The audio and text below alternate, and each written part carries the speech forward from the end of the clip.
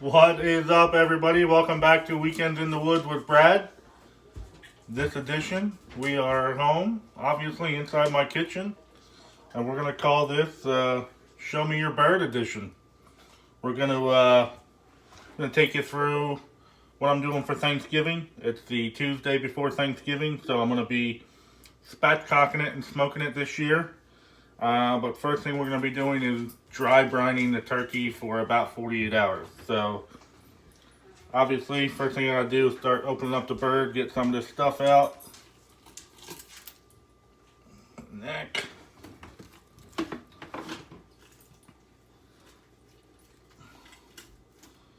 Chunk of ice.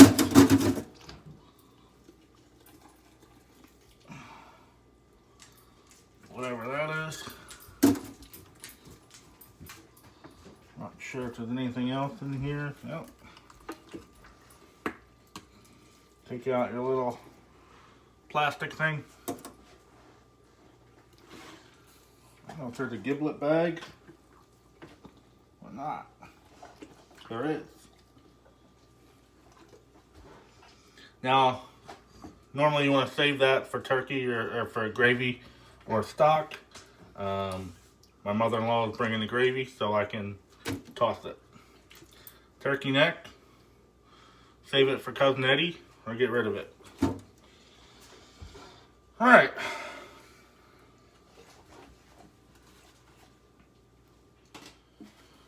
Okay, so I got all the guts out of it. I just flipped it over now, so now the backbone is facing up. And basically, what you're doing with spatchcocking is you're just kind of cutting down each side to remove the backbone. And then what that allows you to do is flip it over and flatten out that turkey. And it gives you a nice even cook. Everything's super moist, super juicy, super flavorful. And also cuts your cooking time down by a ton. So this is about an 18-pound turkey. It'll be about 17 pounds by the time I get everything out of it. Maybe 16 and a half. And then on the smoker, it's probably only going to take spatchcocked about maybe 3 hours, 3.5 hours at the most. Just a good way to cook. I like cooking that way with chickens as well. Okay, so all we need is a good pair of kitchen shears. I got the backbone facing me. All you're going to do is basically just cut right alongside the left side of the backbone all the way back. Be a little bit careful, there's some sharp pieces of bone in there. But it's, if you take your time, it's pretty simple.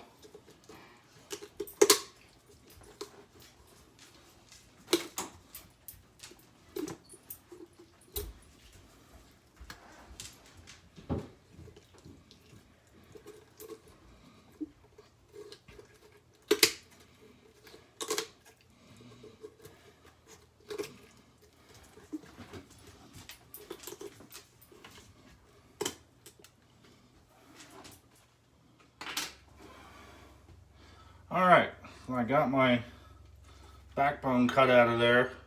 Took a little bit longer than I thought. I guess I need some new kitchen shears. Get rid of that. Clean out some ice in here.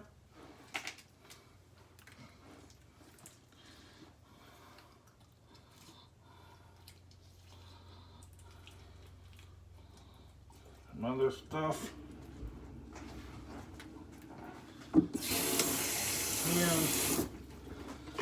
Alright, you also want to, when you have it opened up butterfly like this, there's a little piece of cartilage between the breastbone. You want to score that a little bit, so when you flip it over, it's easier to crack flat.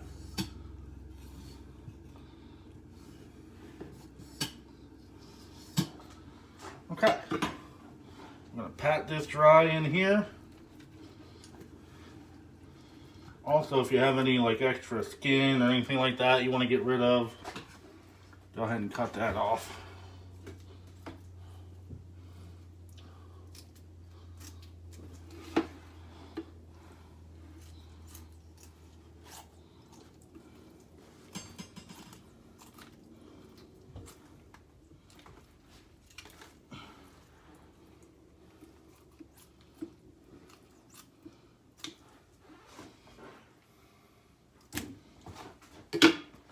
pat it dry, we'll flip it over. Alright, so we flipped it over. You can already see kind of how much flatter it sits without that backbone in it. One thing you're going to want to do next is to just kind of take your hand, just like you're doing the CPR on somebody, and just kind of, you'll hear that pop. That's that breastbone breaking apart and flattening out. Now, ooh, one thing we forgot. Take out your dummy stick. Every frozen turkey has one. Take it out, get rid of it. Now you can see how flat it is. Really nice and flat. So we're going to pat it dry again. Make sure we get all the moisture off. Then we're going to start the dry brine process.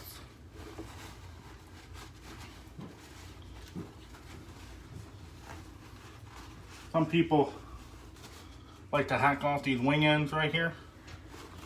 We'll leave them on just because I know my kitchen shears are dull and I don't want to show that on camera. So,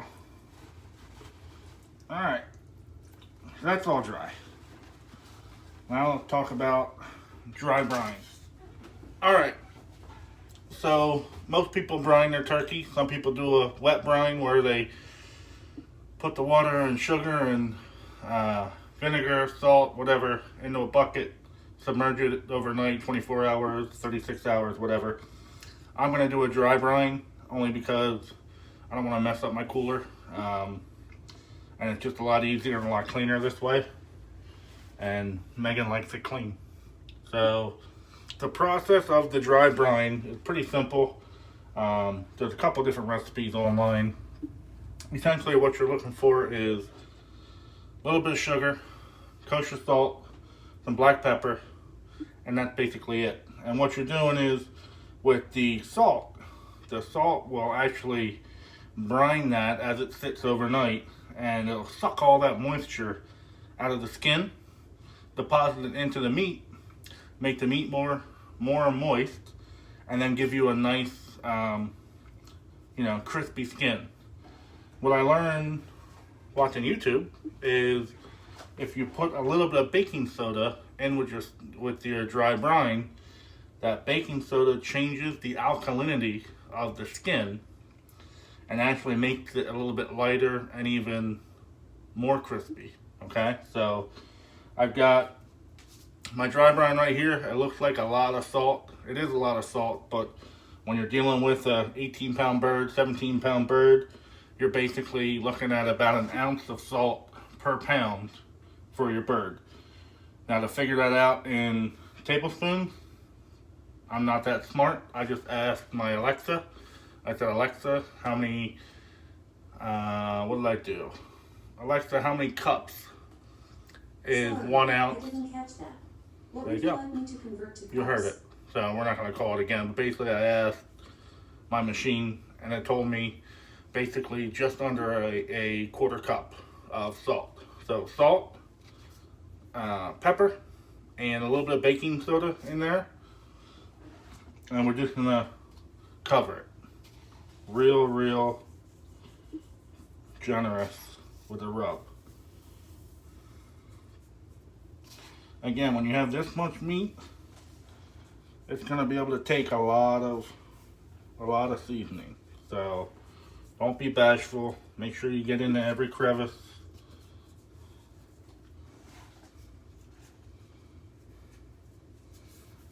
Give it a good rub. Trust me, it won't be too salty. Give it a little pat. Oh, a little rub over here. A little rub over here. A little salt. Pat it. Looks good. Get a little in these crevices right here.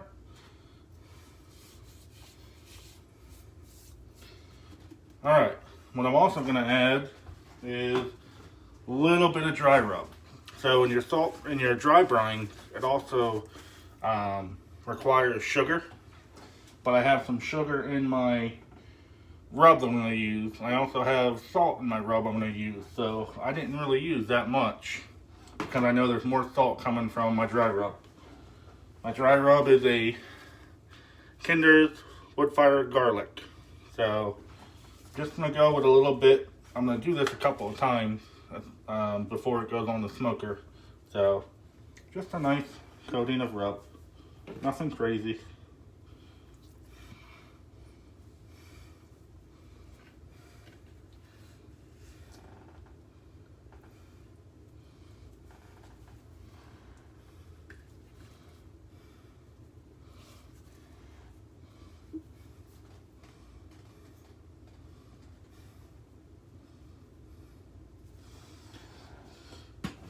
Pat, make sure it's on there, and then we're going to flip it over.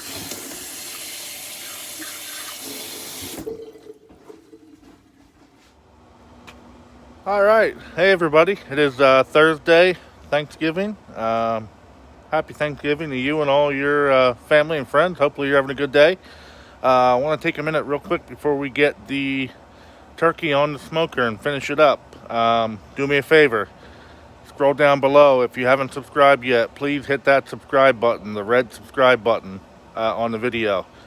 That'll, just let you know, it'll make you a part of the channel. Doesn't cost you anything, completely free, doesn't send you any notifications unless you want them, so on and so forth. Also, if you like the video, please give me a thumbs up. Okay, hit that thumbs up button down below. All right, let's see what we got. All right, again, that's what she looks like. So I peeled the skin up. I made a compound butter. Compound butter, fancy for butter with, herbs in it. Compound butter, lifted up the skin on the turkey. I like to use a spoon, and that spoon really helps you get deep underneath that skin. So you pry that skin up a little bit, get some butter in there. The skin is already like leather. That dry brine completely takes all the moisture out of that, deposits the moisture back into the breast, and yeah, she's ready to go. So got her on smoker on 225. I'm gonna do 225 for about an hour and a half. Then we're gonna crank her up to 350, crisp everything up, and get her going. All right, just gonna tuck in these wings here. We'll leave them out. Leave them out.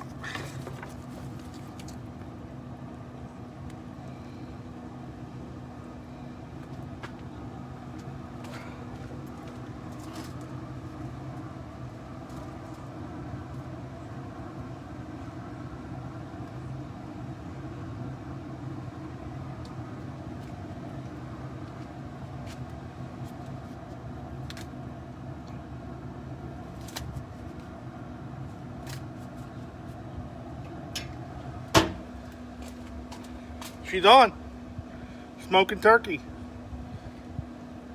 Let's go have a beer.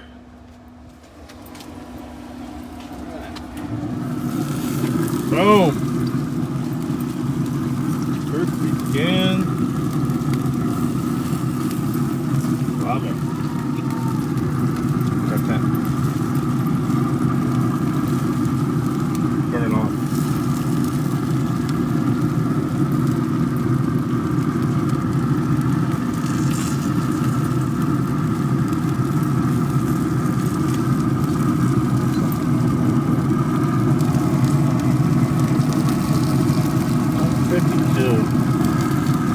Looking good.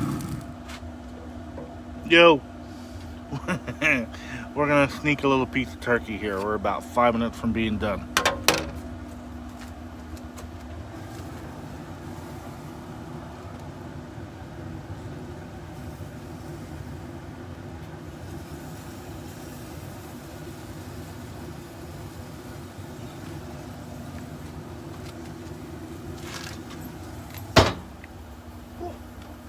That's hot.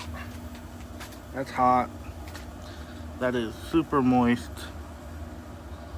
I don't know if you guys can see that.